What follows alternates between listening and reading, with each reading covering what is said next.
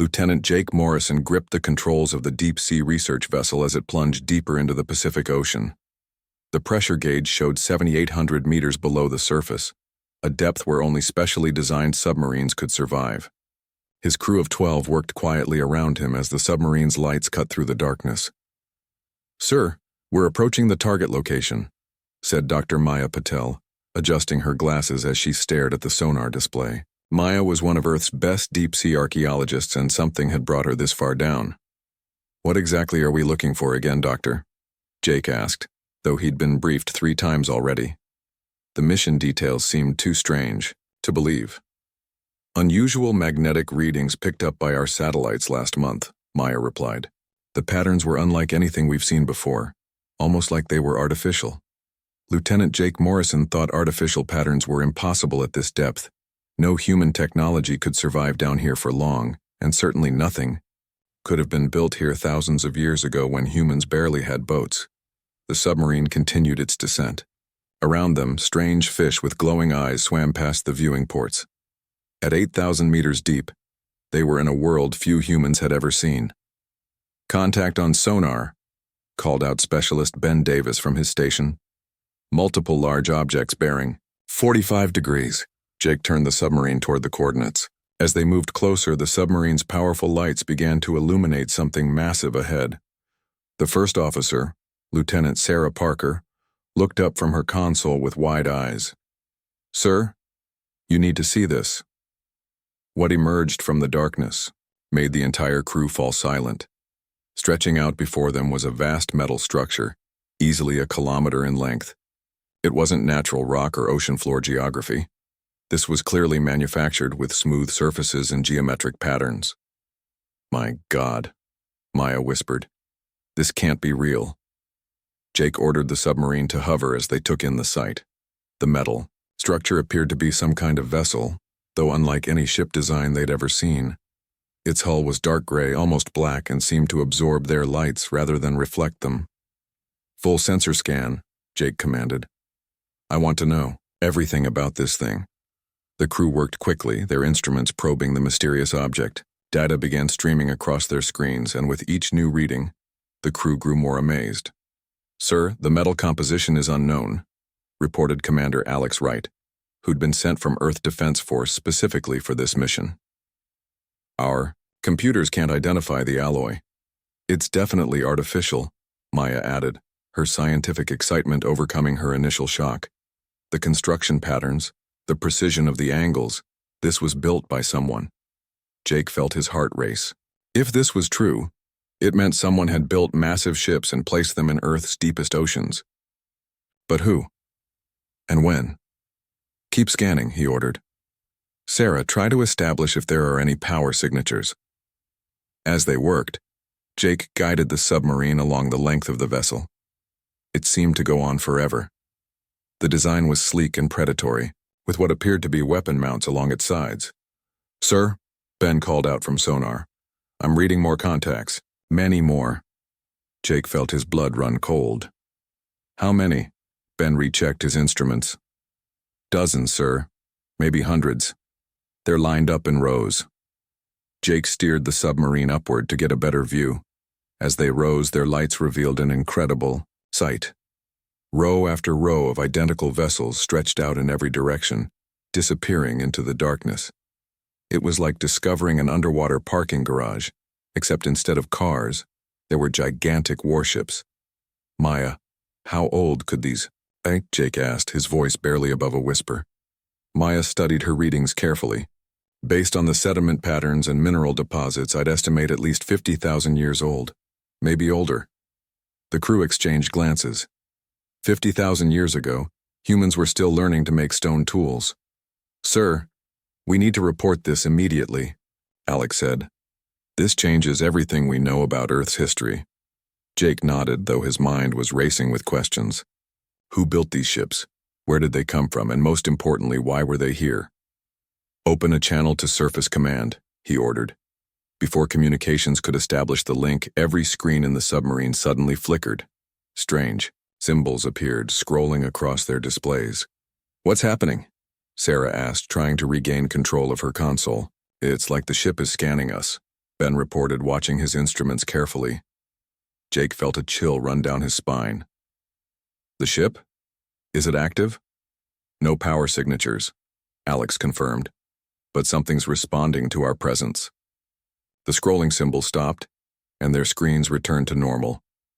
The submarine system seemed to work fine, but everyone knew something had just happened. Sir, there's something else, Maya said quietly. Look at the ship's hull near the waterline. Jake moved the submarine closer. On the massive vessel's side, they could see markings that looked intentional. As they focused their lights, words became visible, carved into the metal in various languages. Most were unfamiliar, but at the end of the sequence was something that made Jake's heart stop. The words were in English. They read simply, "Property of Earth Defense Forces. Do not disturb."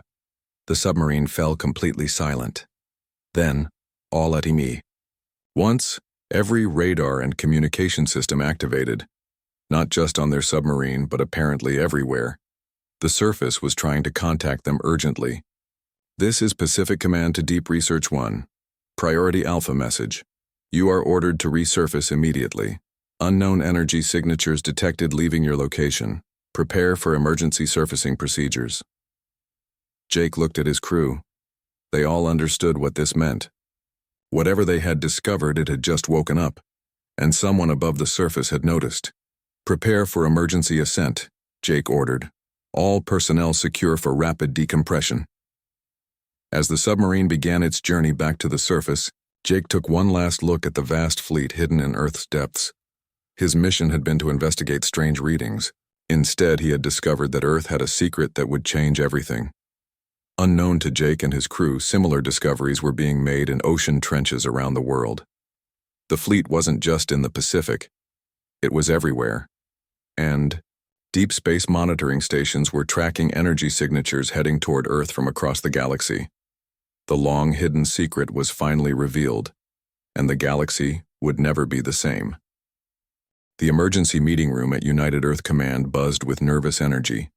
Jake Morrison stood before the massive holographic display, watching ships from different nations converge above Earth. In the week since his submarine mission, everything had changed. As you can see, we now have confirmation from every major ocean. General John Bradley pointed to the map showing red dots across all Earth's oceans. The fleet is global. Over 1 million vessels total. Dr. Maya Patel sat at the conference table with other experts, analyzing data from multiple sources. Her hands moved quickly across the digital display as she explained what they had learned. The ships aren't just sitting there, Maya said. They're connected in a network. When Jake's team discovered them, it activated a communication system that spans the entire planet. And that's what these alien ships detected, added Commander Alex Wright, who had been assigned as the military liaison for the investigation. The room fell silent as everyone turned toward the main screen. The image showed a massive alien vessel, sleek and silver, holding position beyond the moon. The Confederation of United Systems, General Bradley continued. They made contact 3 days after the fleet activated. They say they've been monitoring Earth for centuries. Dr. Lisa Chen, the xenoarchaeologist who had been brought in to help understand the alien communications, stood up. What they told us is incredible. According to their records, Earth was once home to an advanced civilization called the Terrans. You mean us? Asked Admiral Kate Sullivan, who commanded Earth's orbital defense platforms. No, Lisa shook her head. These were humans, but not us. Our ancestors went through some kind of technological regression event about 50,000 years ago. The Terrans we are descended from had technology far beyond our current level. Maya pulled up new data on the screen. The alien records show that the Terrans built this fleet as a protection system. Each ship contains weapons that could destroy entire planets. And they just left them here? Jake asked, still struggling to understand. It seems they knew their civilization was ending, Lisa explained. Some global catastrophe, possibly environmental. They designed the fleet to activate only when their descendants reached a certain technological level. General Bradley's expression was grim. The aliens call us the heirs returned. They've been preventing human expansion beyond our solar system to keep these ships dormant. The room erupted in murmurs. Admiral Sullivan spoke first. You mean they've been controlling our development? Not controlling, Alex clarified. More like guiding, preventing certain developments that might have awakened the fleet earlier. Dr. Lisa Chen activated another display. The Confederation consists of 47 different species. Most of them are afraid of what happens now that the fleet is active. Afraid of us? Jake asked. Afraid of the weapons, Maya corrected. Our preliminary scans show each ship contains technology we don't understand. Weapons that manipulate space and time itself, faster than light drives. Energy, generation systems beyond anything known in the galaxy. General Bradley pointed to intelligence reports. We're receiving communications from multiple alien factions. Some want to negotiate. Others are preparing for war. War? Several voices spoke at once. Some species remember stories about the Terrans, Lisa said quietly. Legends about a race that built weapons so powerful they could unravel reality. They're terrified we'll rebuild that empire. Admiral Sullivan stood up. What about our Earth Defense Forces? Can we even operate these ancient ships? Professor Sam Miller, the quantum archaeologist from the research team, answered. We've made remarkable progress. The ships recognize human DNA patterns. They're waiting for activation commands. You mean they're just sitting there ready to be used? Asked Alex. It's more complex than that, Captain Beth Thompson explained. She had been selected to test fly one of the smaller vessels. The ships have artificial intelligence systems. When I entered the first one, it spoke to me. The entire room focused on her. It called itself Prometheus Prime. The AI said it had been waiting for the heirs to return. It knew my name, my genetic lineage, everything.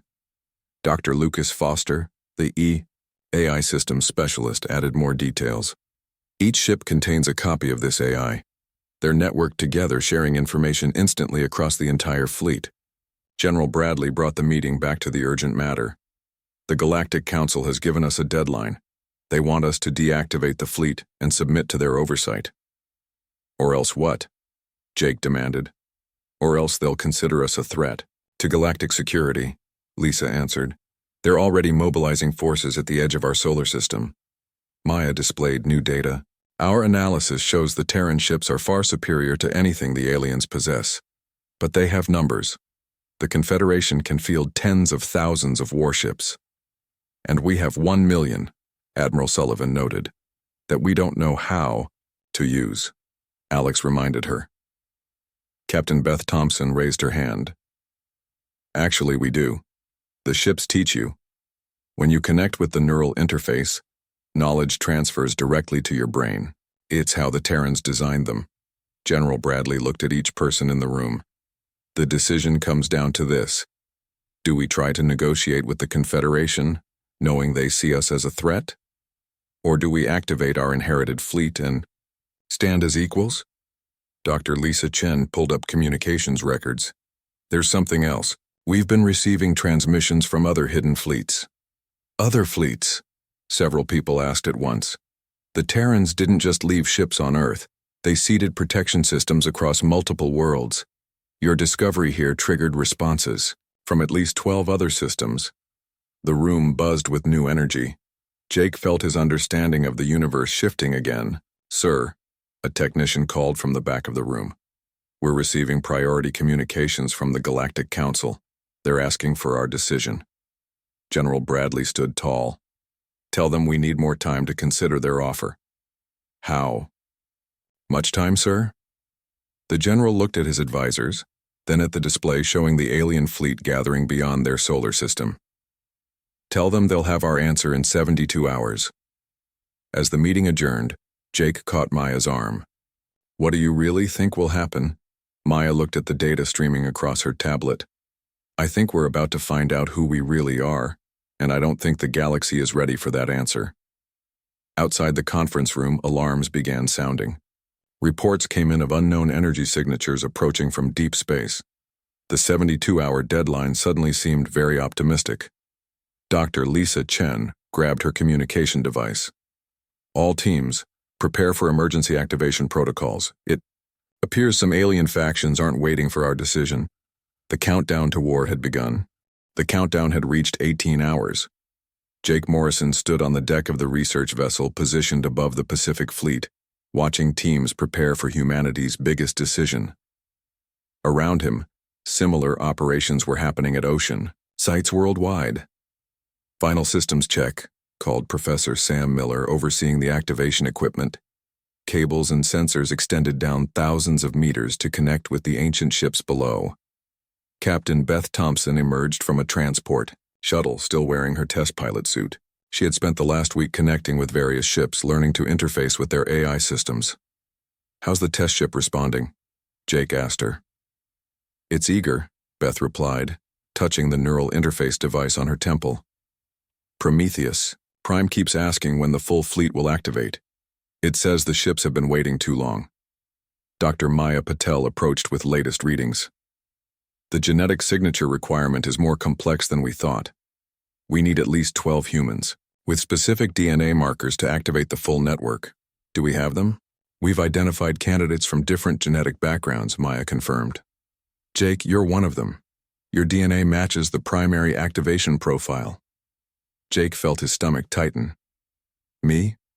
The Terran fleet was designed to respond to genetic diversity, Dr. Lucas Foster explained, adjusting his computer displays.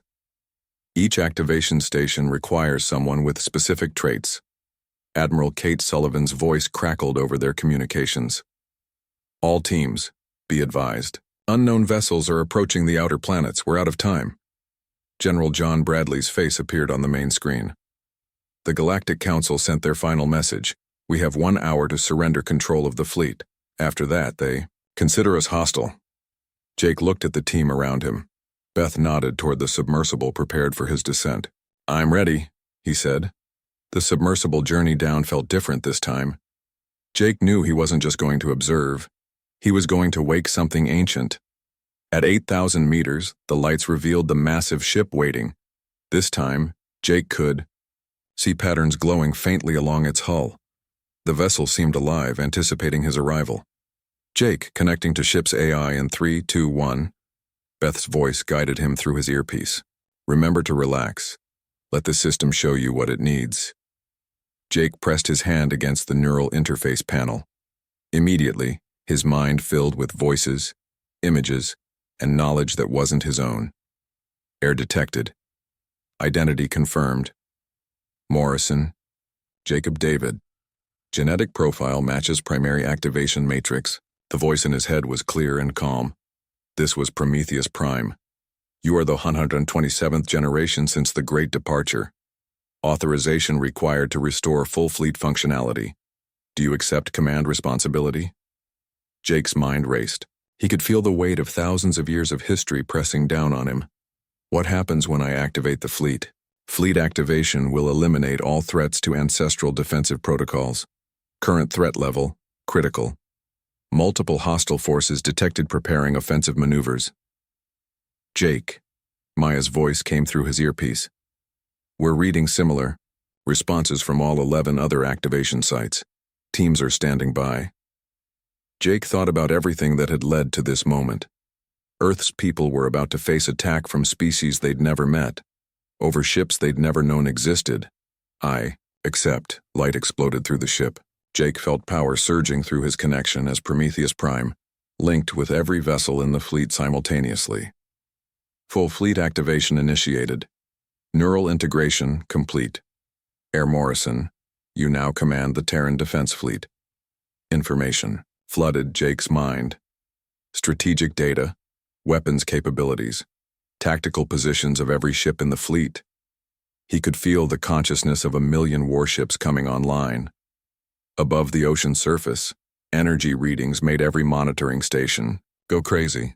Water began swirling as ships prepared to rise. "All teams," Jake broadcast through the neural link that now connected him to every activation point. "Primary activation successful. Fleet is responding. Captain Beth Thompson, connected to a surface. Vessel felt her ship lift from the ocean floor. "Jake, this is incredible. I'm actually flying one of them." "Incoming massive energy signatures," reported Commander Alex Wright from Orbital Defense. "Unknown vessels approaching from multiple vectors. Estimated time to engagement, 30 minutes. Admiral Sullivan's voice carried new urgency. All Earth Defense Forces, prepare for combat. Unknown if ancient systems are ready for battle. Jake focused through the neural link. Prometheus Prime, tactical assessment of incoming threats. Analyzing. Hostile forces consist of 3,247 vessels from 12 different species. Technology level, basic fusion weapons and particle beams. Threat level to Terran fleet, minimal. Minimal? They have thousands of ships. Affirmative. Terran weapons operate at quantum level. Each ship carries reality displacement armor and temporal variance weapons. Hostile technology is 47,000 years outdated. Around the globe, people watched in amazement as 1,000,000 ships rose from Earth's oceans. The ancient vessels moved in perfect formation, their dark hulls shimmering with energy fields. "Sir," reported Dr. Lisa Chen from Command Center, "the Galactic Council is requesting immediate communication." Jake could feel every ship in the fleet through his connection. The power was overwhelming.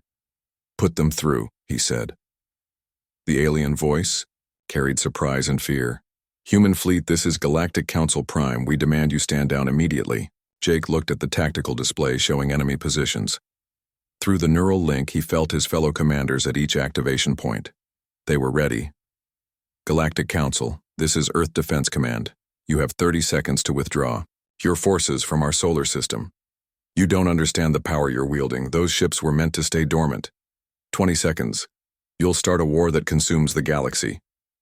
10 seconds. Captain Beth Thompson's voice cut through the tension. "Jake, I'm reading massive power buildup in our weapon systems. Whatever the Terrans built, it's charged and ready." Jake felt the collective consciousness of 1,000,000 ship AIs waiting for his command.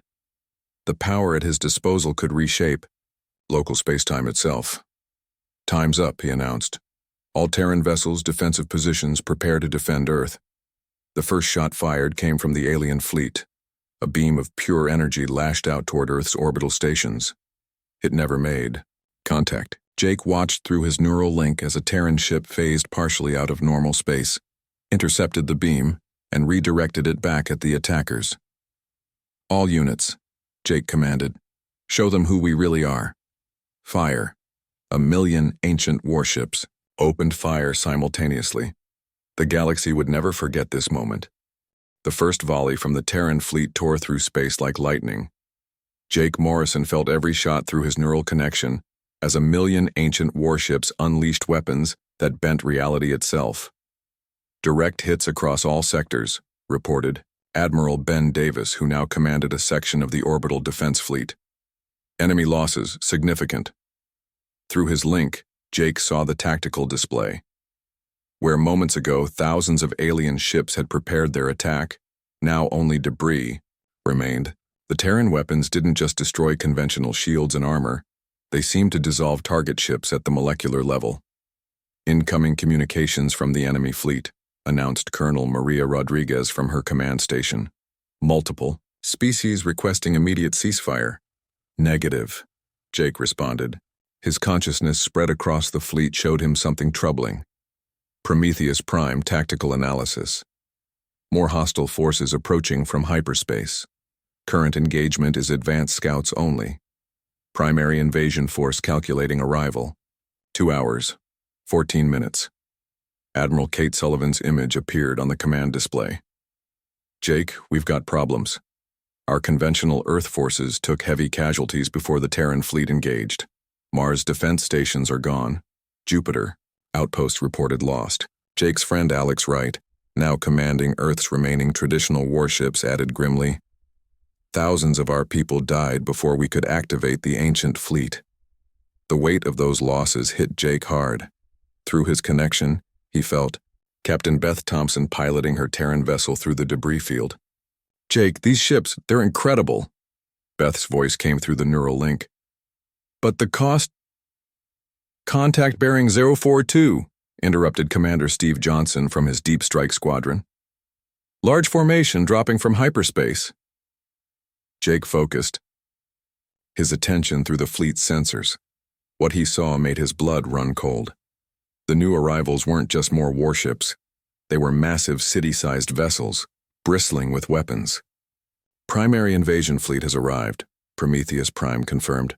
Species: Kazaroth Hegemony, Vrelian Collective, Thanak Empire, and 17 others.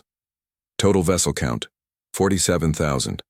They commit their full military strength. Sir, we're outnumbered. 47-1 now, reported General Paul Martinez. Jake felt a strange calm settle over him. The neural link with the fleet showed him things he somehow always knew. Numbers don't matter with these weapons. Engage all targets. Space lit up like a festival of destruction.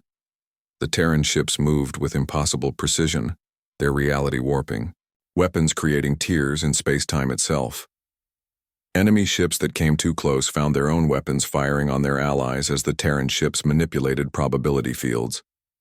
"Enemy formation is breaking apart," called out Commander Steve Johnson. "Their command structure can't coordinate against our technology." But the aliens adapted quickly. Jake watched them change tactics, spreading out and attacking from multiple angles simultaneously. "Casualties on Section 7, reported Admiral Ben Davis. "We've lost 12 Terran vessels." Jake felt each loss through the neural link. The ancient ships could be destroyed, but it required massive coordinated fire from dozens of enemy vessels. "New contacts," Sensors Officer Beth Thompson announced. "Species I don't recognize. They're not with the Confederation," Jake queried. Prometheus Prime. "Unknown vessels approaching. Identification?" "Scanning. Contact identified. Neutral species seeking alliance. Races who oppose Confederation expansion. They detected activation of Terran fleet." "More players entering the field," Jake muttered. Through his command link, he opened communications. "Unknown vessels. This is Earth Defense Command. State your intentions." A mix of alien voices responded, overlapping and eager. "Human heirs. We are oppressed by Confederation. We fight with you." Colonel Maria Rodriguez studied the new arrivals. "Sir, they're engaging Confederation forces, but their technology is primitive compared to both sides." The battlefield had become chaos. Terran ships dominated with superior technology, but faced massive numbers. Confederation forces struggled to adapt to weapons that could bend reality. And now, additional species joined the fight, adding confusion to the massive space battle. "Jake," Beth's voice carried warning. "I'm seeing something strange. Some of the enemy ships are withdrawing, but they're doing it in a pattern." Jake accessed the fleet's strategic computers. What he found disturbed him. "They're forming a perimeter," Prometheus Prime analysis. "Enemy tactical doctrine shift detected. They prepare for final option. Galaxy-class weapons, planet-killer devices." The neural link conveyed pure information. The Confederation was preparing to destroy Earth rather than risk the Terran fleet spreading to other worlds. "All ships priority alert," Jake broadcast. "Enemy preparing planet-killer weapon. Estimated yield could sterilize Earth's surface." Admiral Sullivan's face showed shock. "Can we stop it?" "Probability of intercept with conventional weapons. Low," Prometheus Prime calculated. "Recommended response: deploy Terran quantum weapons." Jake felt his heart race. The quantum weapons could stop the attack, but they would tear holes in local space-time. The consequences could be catastrophic. "Sir," interrupted Alex Wright, "I'm reading massive power fluctuations from the enemy fleet. They're charging something big." Time slowed as Jake processed his options. Through the fleet connection, he felt the opinion of every active ship commander. They were ready to follow his decision. "Target their planet-killer weapon with quantum displacement cannons," Jake ordered. "Full power." "Jake, that will destabilize local space," Beth warned. "We don't know what will happen." "Do it." Across the Terran fleet, weapons that existed outside normal physics charged to full power. Reality itself began to warp as ancient technology bent space and time to its will. The first quantum shots fired struck empty space where the planet killer was forming its attack. The results were immediate and terrifying. A sphere of twisted space-time expanded from the impact point, catching dozens of ships from both sides. "Direct hit," reported Commander Steve. "Enemy weapon neutralized. But sir, the quantum reaction." is spreading. Jake watched in horror as the space anomaly grew. Ships caught in its effects simply ceased to exist, not destroyed, but erased from reality. All vessels, emergency withdrawal from affected area, he commanded. When the quantum storm finally subsided, the battlefield had changed completely. The immediate threat was gone, but both sides had lost significant forces. The remaining enemy ships began retreating. "They're running," Admiral Ben Davis reported with satisfaction. Jake sat back, exhausted. Through the neural link, he felt the cost of victory. The war wasn't over, but the worst attack had been stopped. "Message coming from all enemy forces," Colonel Maria Rodriguez announced. "They're requesting unconditional ceasefire. Apparently, someone just showed them weapons that can unmake reality itself." Jake nodded slowly. The galaxy had just learned what Terran technology could really do. The question now was what humanity would do with this terrible power. 6 months after the Great War ended, Jake Morrison stood in Earth's first permanent space station, looking out at the transformed solar system. Through the massive windows, he could see the familiar outline of Terran warships patrolling the asteroid belt. Everything had changed. "The delegation from the Vrelian Collective has arrived," announced Ambassador Rachel Lee, Earth's first official representative to the galaxy. "They're asking for audience time to discuss trade agreements." Jake turned from the window. As fleet commander, he still maintained neural connection with the ancient ships, but his role had shifted. Now he balanced military command with diplomatic responsibility. "How many does that make this week?" he asked Rachel. 17 different species," she replied, consulting her digital pad. "All wanting to establish relationships with Earth.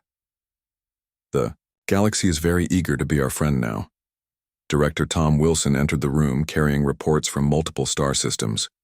"Jake, we've confirmed the locations of 12 other hidden fleets, all showing signs of activation since our engagement. Prometheus Prime was right," Jake said through his neural link. "The Terrans spread these protection systems across many worlds. The galaxy is essentially being reshaped," added General Paul Martinez, who coordinated the joint Earth-alien forces. "Every species that was oppressed by the Confederation is now asking for protection." Beth Thompson's image appeared on the communication screen. She now commanded Earth's exploration fleet, using Terran ships to map and explore beyond the solar system. "Jake, you need to see what we found at the Andromeda Relay Point." The display changed to show a massive structure floating in space, clearly artificial and ancient. It was a gateway of some kind, with symbols matching those on the Terran ships. "Prometheus Prime, what are we looking at?" Jake asked. "Galactic Transit Hub, Terran construction. Connects to 47,000 similar facilities across known space. Network allows instant travel between galaxies." The room fell silent. Jake felt his understanding of their inherited power expand once again. "So the Terrans didn't just leave us warships," Admiral Kate Sullivan said, joining the conference from Orbital Command. "They left us the keys to travel anywhere in the universe instantly." "And that's not all," Dr. Maya Patel added, appearing on screen from her research station. "We've been studying the ship's AI systems. They contain complete databases of Terran knowledge, sciences, mathematics, philosophy, art. 50,000 years of advanced civilization preserved and waiting." Jake processed this information while watching another group of alien ships approach their space station. These were from the Thonic Empire, former enemies now seeking alliance. "The power dynamics have completely reversed," observed Dr. Lisa Chen, who now served as humanity's cultural advisor for alien relations. "Species that ruled the galaxy for millennia now ask us for permission to travel through their own territories. Some are handling it better than others," noted Colonel Steve Johnson, who monitored interstellar tensions. "The Kazaroth hegemony is still organizing resistance, claiming we've upset the natural order." Jake accessed fleet status through his neural link.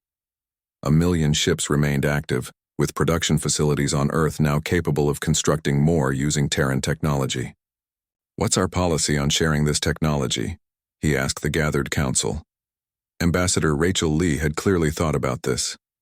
"Carefully, we're offering basic defensive systems to species that align with our values. But the reality warping, Weapons stay under Earth control. And the Gateway Network? Jake inquired. Tom Wilson presented economic projections. We're gradually opening it to peaceful species. The trade possibilities are endless. Humanity went from isolated to the center of galactic civilization overnight. Speaking of galactic civilization, General Paul Martinez added, the old Confederation formally dissolved last week. They're asking us to help establish new governing structure. Jake felt the weight of responsibility. In 6 months, humanity had gone from discovering they weren't alone to becoming the most powerful force in known space. Incoming priority message, announced the station's AI. Deep space observatories report anomalous energy signatures from beyond known space. Beth Thompson appeared on screen again, excitement evident. Jake, we're receiving responses from outside our galaxy. The activation must have triggered beacons we haven't found yet. How many? Jake asked, though he suspected the answer would surprise him. Based on the signal patterns, potentially thousands. The Terrans may have seeded protection systems across multiple galaxies. Jake stood silent for a moment, absorbing the implications. Humanity had inherited not just the most powerful military force in their galaxy, but possibly in several galaxies. Sir, prompted Rachel, the waiting delegations are growing restless. How should we proceed? Jake looked around the room at his advisors, friends, and fellow humans who had helped navigate this transformation. Through his neural link, he felt the collective consciousness of the Terran fleet, patiently waiting for direction. We proceed carefully, he decided. We didn't ask for this power, but we have it now. Our job is to use it wisely. And if someone challenges us? Asked General Martinez. Jake thought about the reality-warping weapons, the instant travel network, and the expanding sphere of human influence. Then we remind them why the Terrans built these ships in the first place. The meeting concluded with humanity's leadership dispersing to manage their new interstellar responsibilities. Jake remained at the window, watching ships from dozens of species moving peacefully through what was now Earth-controlled space. His neural link buzzed with a message from Prometheus Prime. Air Morrison, new quantum anomaly detected at coordinates beyond charted space. Configuration suggests artificial origin, possible contact with other Terran airs. Jake smiled slightly. 6 months ago, he had been investigating strange readings in Earth's ocean. Now he was contemplating contact with other human civilizations that might exist beyond their galaxy. Prepare a scouting mission, he responded. But this time, we go as explorers, not warriors. The universe had become humanity's domain. But Jake knew their greatest adventures were just beginning. The Terrans had left them the tools to reshape reality itself. Now it was up to them to decide what to build with them. Outside the station, the first human-designed Terran ship, built using ancient knowledge but powered by human innovation, prepared for its maiden voyage to the stars. The galaxy had a new order, and humanity stood at its center, guardians of ancient power and architects of the future.